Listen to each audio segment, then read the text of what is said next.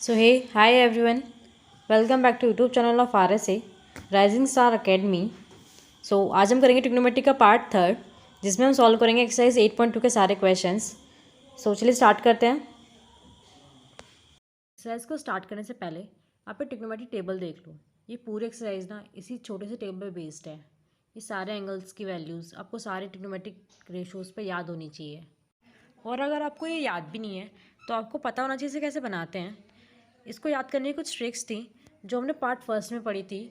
आप वहाँ जाके इसे देख सकते हो. अब हम एक्सरसाइज स्टार्ट करते हैं. एक्सरसाइज 8.2 क्वेश्चन नंबर फर्स्ट है हमारे पास. Evaluate the following. अब क्वेश्चन नंबर फर्स्ट में कुछ पार्ट्स दिए गए हैं. आपको उन्होंने बोला है कि आपको इनकी न्यूमेरिकल वैल्यूज़ निकालनी है. तो इन सब पार्ट्स को हम वन बाय वन सॉल्व करेंगे. तो फर्स्ट पार्ट है हमारे पास sine 60 cos 30 plus sine 30 cos 60. आपको पहले सिंपली इनकी वैल्यूज़ रख दो. साइन 60 कितना होता है √3/2. ठीक है. कॉस 30 कितना होता है, ये दोनों मल्टीप्लाई में है तो जो इनकी जो वैल्यूज़ हैं वो भी मल्टीप्लाई में आएंगी. कॉस 30 कितना होता है √3/2. बाकी यहाँ पे प्लस है तो यहाँ पे प्लस आ जाएगा. साइन 30 होता है 1/2 और कॉस 60 होता है 1/2. इसे हम सॉल्व करेंगे तो 3/4 प्लस 1/4 इनका एलसीएम लेंगे तो 4/4 जो कि आ जाएगा हमारे पास 1. तो इसकी जो वैल्यू आएगी वो आएगी 1. तो यही था हमारा फर्स्ट पार्ट. नेक्स्ट करते हैं. तो सेकेंड पार्ट है हमारे पास twice of 10² 45 plus cos square 30 minus ten square 60. Square में भी कुछ नहीं है, बस उनकी वैल्यूज़ रख के उनका स्क्वायर कर देना है. करते हैं हम सॉल्व. 10 45 कितना होता है 1, तो 1 का स्क्वायर प्लस कॉस 30 कितना होता है √3/2 का होल स्क्वायर माइनस साइन 60 होता है √3/2 का होल स्क्वायर.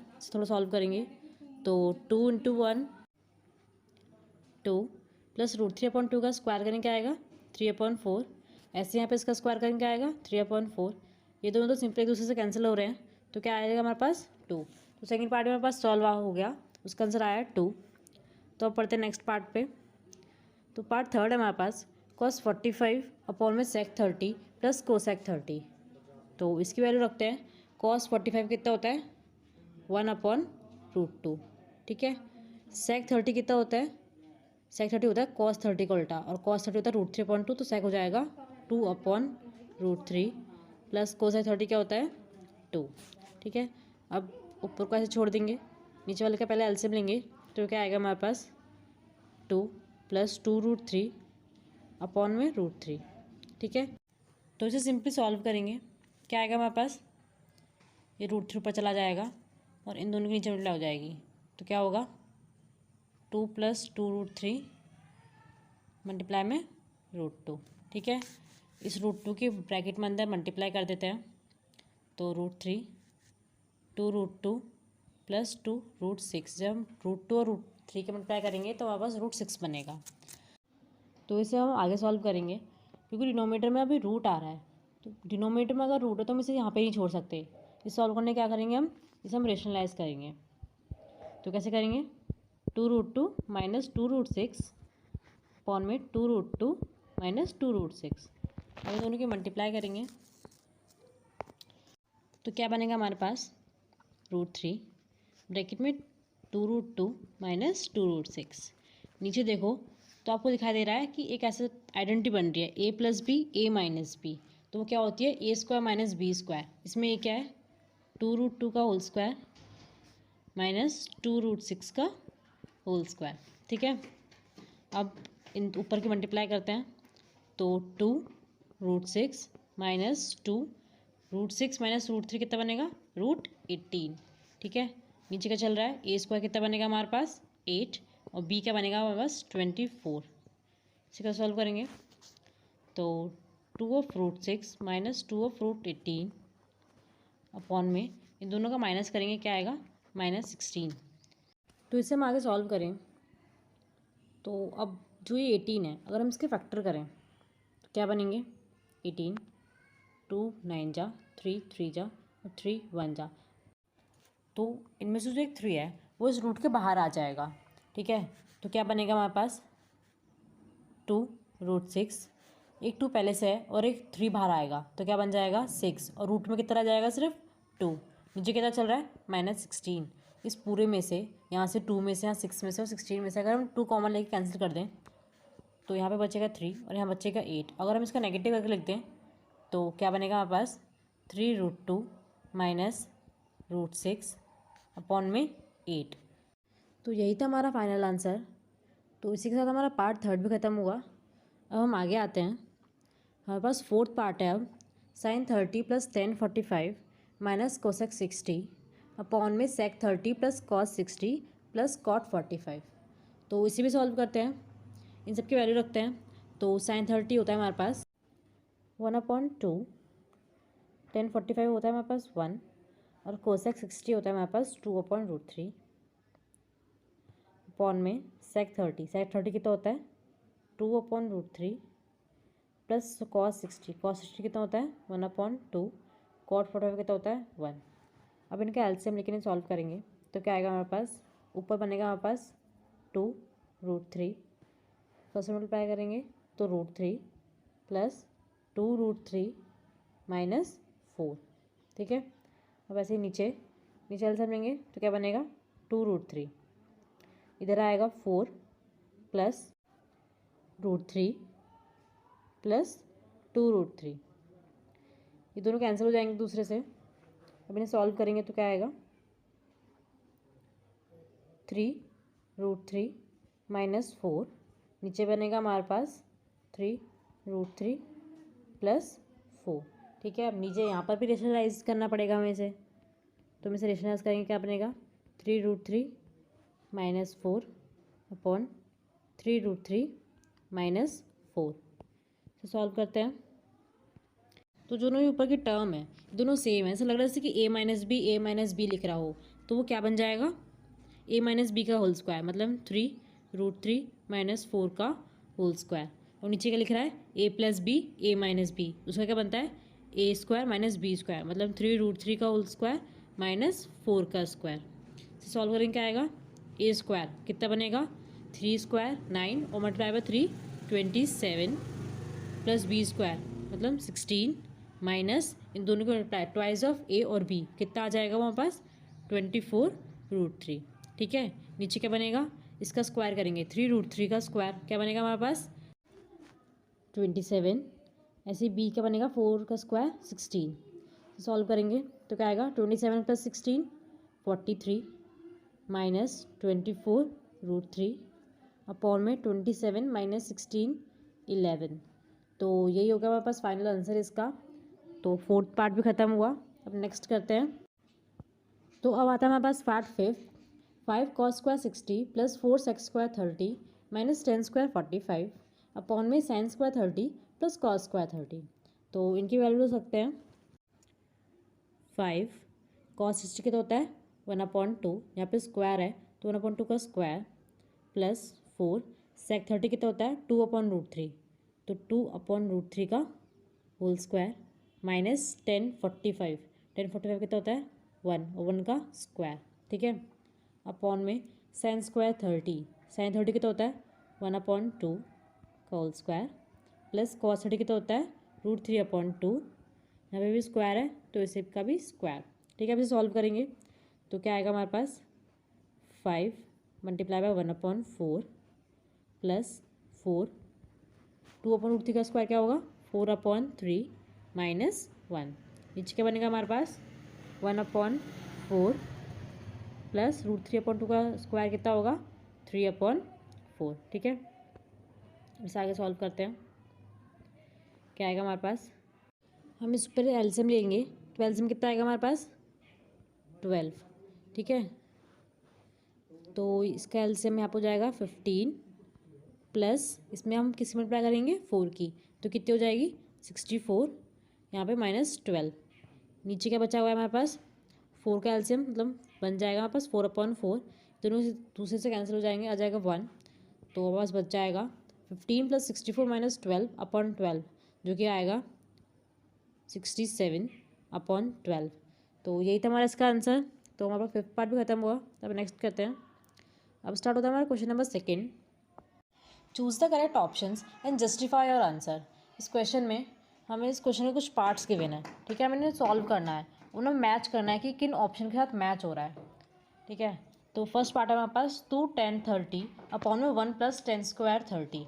तो इससे पहले हम सॉल्व करेंगे, तो क्या है, ट्वाइस ऑफ 10 30 की वैल्यू कितनी होती है 1/√3, ठीक है, अपॉन में 1 + 10 स्क्वायर 30, 10 30 कितना है 1/√3, और इसका हम स्क्वायर करेंगे क्या आएगा 1/3, ठीक है। इसे सॉल्व करते हैं, तो ऊपर होगा 2/√3 और नीचे होगा, इसका एलसीएम लेंगे तो यहाँ पे 1 है, तो इसका एलसीएम आ जाएगा 3, बन जाएगा 3 + 1, ठीक है। अब इनकी मल्टीप्लाई कर देते हैं, तो इन दोनों की मल्टीप्लाई हो जाएगी और इन दोनों की मल्टीप्लाई होगी, तो क्या बनेगा हमारे पास 6/4√3।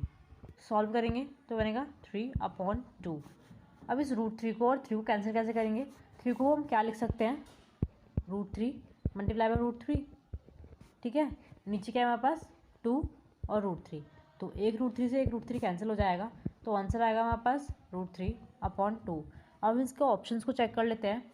हमारे पास sin 60 की वैल्यू कितनी होती है √3/2, तो जिसका जो फर्स्ट आंसर है वो ये होगा इसका हमारा आंसर। तो बाकी से मैच कर लो, cos 60 वैल्यू से भी मैच नहीं हो रहा, ये tan 60 से भी मैच नहीं हो रहा, और sin 30 से भी मैच नहीं हो रहा, तो जो उसका जो करेक्ट ऑप्शन है वो जाएगा हमारे पास sin 60, ठीक है। अब नेक्स्ट पे आते हैं, सेकेंड पार्ट है हमारे पास 1 - 10 स्क्वायर 45 अपॉन में 1 + 10 स्क्वायर 45। वैसे तो सॉल्व करने की ज़रूरत भी नहीं है, लेकिन फिर भी सॉल्व कर लेते हैं। तो 1 - 10 45 कितना होता है 1, तो 1 का स्क्वायर 1 अपॉन में 1 + 10 45 1, तो 1 का स्क्वायर 1, तो क्या आएगा हमारे पास 0/2, जो क्या आएगा 0। 0 समथिंग हमेशा 0 होता है, ठीक है। तो इसमें से हमारा कौन सा ऑप्शन करेक्ट है, जो हमारे पास डी ऑप्शन है वो हो गया हमारे क्वेश्चन का आंसर, ठीक है। अब थर्ड पार्ट है हमारे पास, sin 2a = twice of sin a is true when angle a = इस क्वेश्चन में अगर आप इसकी LHS देखो तो जो 2a है वो साइन के एंगल है, और RHS में sin a के करने के बाद उसका ट्वाइस किया गया है, और तो हमें पूछा है ये किस एंगल पे ये दोनों बराबर होंगे। इन क्वेश्चंस में हम इनको ऑप्शन से चेक करते हैं, तो पहले हम इसके एंगल जो a है इसे हम 0 लेके देखते हैं, ठीक है। तो क्या आएगा sin 2 एंगल a कितना लिया हमने 0 = ट्वाइस ऑफ sin 0, कितना आएगा sin ट्वाइस 0 कितना होता है 0, और यहाँ पे भी कितना आएगा 0, तो मतलब LHS बराबर RHS आ गई, तो जो फर्स्ट ऑप्शन है यही हमारा इसका करेक्ट ऑप्शन है। आप इसके बाकी ऑप्शन को भी चेक कर सकते हैं, जैसे कि मैं आपको सेकेंड जो पार्ट है इसका B वो भी सॉल्व कर दिखाती हूँ, जब हम a को 30 लेंगे, ठीक है। तो क्या आएगा sin ट्वाइस ऑफ 30 = 2 sin 30, ठीक है। तो sin ट्वाइस ऑफ 30 कितना हो जाएगा sin 60 बराबर sin 30 ट्वाइस, ठीक है। तो sin 60 कितना होता है √3/2, तो sin 30 कितना होता है 1/2, तो ट्वाइस ऑफ 1/2 कितना आ जाएगा 1, ठीक है। तो ये दोनों बराबर नहीं है, ऐसे ही आप इसके बाकी के दो ऑप्शंस भी चेक कर सकते हो, वो भी बराबर नहीं आएंगे। तो अब आते हैं आगे, तो अब आता है हमारा fourth part, twice of 10 30 upon में 1 - 10 स्क्वायर 30 इज़ व्हाट। ये चार ऑप्शन दिए हुए हैं आपके पास, तो पहले हम इसे सॉल्व करेंगे। ट्वाइस ऑफ 10 30 कितना होता है 1/√3, ठीक है, अपॉन में 1 - 10 स्क्वायर 30, 10 30 कितना होता है 1/√3, इसका हम स्क्वायर करेंगे क्या आएगा 1/3। सॉल्व करेंगे तो 2/√3 अपॉन में इसका एलसीएम लेंगे तो कितना आएगा 3, 3 - 1 क्या आएगा 2/√3 अपॉन में ट्वाइस अपॉन 3, तो कितने से सॉल्व करेंगे क्या आएगा हमारे पास, इन दोनों की मल्टीप्लाई और इन दोनों की मल्टीप्लाई, तो क्या बनेगी 3 × 2 अपॉन में 2 × √3, तो 2 से 2 कैंसिल हो जाएगा, और इस 3 को हम फिर से क्या लिख सकते हैं √3 × √3, और नीचे हमारे पास √3, तो एक √3 से एक √3 कैंसिल हो जाएगा, क्या आएगा हमारे पास √3। तो √3 किसकी वैल्यू होती है cos 60 की नहीं होती, sin 60 की नहीं होती, tan 60 की, हाँ tan 60 की जो वैल्यू होती है वो होती है √3, तो जो उसका ऑप्शन सी है वो होगा इसका हमारा करेक्ट ऑप्शन, ठीक है। अब आगे बढ़ते हैं, क्वेश्चन नंबर थर्ड है हमारे पास, if 10a plus B is equals to root 3 and 10a minus B is equals to 1 upon root 3 where a plus B is greater than 0 and less than equal to 90 and a is greater than b, find a and b। इस question में हमें given है, तो लिख लेते हैं क्या given है। 10a प्लस बी कितना गिवन है, रूट 3। तो 10a प्लस बी, 10 के किस एंगल पे जो वैल्यू है वो रूट 3 आती है, किस पे आती है, 1060 पे। ठीक है, तो इस यहाँ से हम 10 को 10 से कैंसिल कर देंगे तो क्या आ जाएगा, a plus B is equals to 60। ठीक है, इसे हम इक्वेशन फर्स्ट दे देते हैं। अब ऐसे ही जो दूसरी गिवन है 10a माइनस बी कितनी गिवन है, 1 अपॉन रूट 3। इसे भी हम ऐसे ही लिखेंगे 10a माइनस बी, तो 10 किस एंगल पे वैल्यू 1 अपॉन रूट 3 होती है, 1030 पर। ठीक है, तो a माइनस बी कहाँ से कितना आ जाएगा, यहाँ से 30। तो हमारे पास दो इक्वेशन आ गई, इक्वेशन 1 और इक्वेशन सेकेंड। अब इन दोनों इक्वेशन को हम सॉल्व करेंगे। ठीक है, तो अगर हम इन दोनों इक्वेशन को ऐड अप कर दें, तो add equation first and second, a plus B is equals to 60 और a minus B is equals to 30। इन दोनों को ऐड करेंगे तो क्या आएगा, twice of a is equals to 90 और a कितना आ जाएगा, 90 अपॉन 2 45। तो जो एंगल a की वैल्यू है वो कितनी आ गई, 45। अब हम ऐसे इसकी b की वैल्यू निकालें। अब b की वैल्यू हम जो दो इक्वेशन बनी है इनमें से किसी से भी निकाल सकते हैं। तो चलो हमने इसकी इक्वेशन फर्स्ट से निकालें तो क्या बनेगी, a प्लस बी कितना गिवन है, 60। हमने की वैल्यू कितनी निकाली, 45। तो b कितना आ जाएगा, 60 माइनस 45 मतलब 15। तो जो b का जो एंगल है वो कितना आ गया हमारे पास, 15। ठीक है, तो क्वेश्चन में हमारे पास दो कंडीशन दी हुई थी कि जो a प्लस बी का जो सम है वो 0 से बड़ा होगा, या तो 90 के बराबर होगा या फिर लेस देन 90 होगा। तो हमारे पास एंगल a है 45 और एंगल b बना 15। तो जो दोनों का एडअप करेंगे तो कितना आएगा, 60। तो ये फर्स्ट कंडीशन सेटिस्फाई होती है। और सेकेंडली हमें बोला गया था कि a is greater than b है, तो एंगल जो a है ये 45 वो हमारा b से बड़ा है, तो सेकेंड कंडीशन भी सेटिस्फाई होती है। तो ये था हमारा क्वेश्चन नंबर थर्ड। अब हम नेक्स्ट क्वेश्चन पे आते हैं। क्वेश्चन नंबर 4 एक्सरसाइज का लास्ट क्वेश्चन है, state whether the followings are true और फॉल्स, जस्टिफाई योर आंसर। इस क्वेश्चन में आपको बताना है जो स्टेटमेंट्स है सारी ये ट्रू हैं या फॉल्स हैं और अपने आंसर को जस्टिफाई करना है। तो हमारा फर्स्ट पार्ट है, sine a plus B is equals to sine A plus sine B.